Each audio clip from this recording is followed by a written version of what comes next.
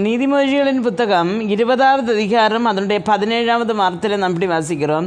வஞ்சனையால் வந்த போஜனம் மனுஷனுக்கு இன்பமாக இருக்கும், பின்பு அது அவனுடைய வாய் பருக்கை கற்களால் நிரப்பப்படும் என்று காணப்படுகிறது.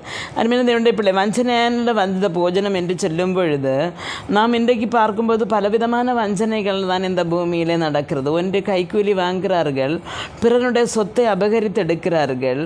அதே மாதிரி தான் தன்னுடைய கூட வேலை செய்கிற தன்னுடைய வேலைக்காரனுடைய உயர்ந்த வேலை, உயர்ந்த சம்பளம், அதை எப்படியாவது அவனுக்கு எடுத்து போட்டு அதை தான் பிடிச்சு வாங்கிறது. அடுத்தவங்களுக்கு கிடைக்க இருக்கிற வேலையை தட்டி எடுக்கிறது.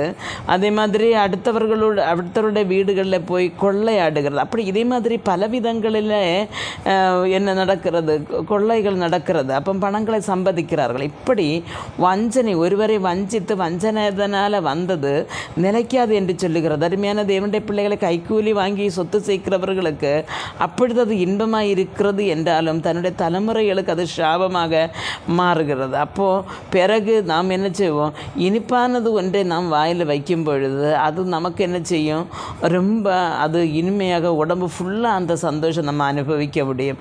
ஆனால் கசப்பான ஒன்றை நம்ம வாயில் வைக்கும் பொழுது நம்முடைய உடம்பே அதை ஏற்க மறக்கிறது நமக்கு தெரியும்.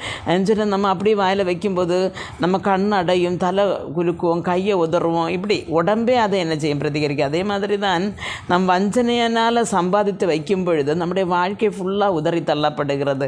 ஆனால் நாம் நீதி நியாயத்தோடு கூட ஒவ்வொரு காரியங்களையும் நாம் செய்யும்போது கர்த்தர் நம்மோடு கூட இருப்பார். அதனால் எருமையான தேவனுடைய பிள்ளைகளை, வஞ்சனையினால் நம் சொத்து சேர்க்கவோ பணம் சேர்க்கவோ முற்பட வேண்டாம்.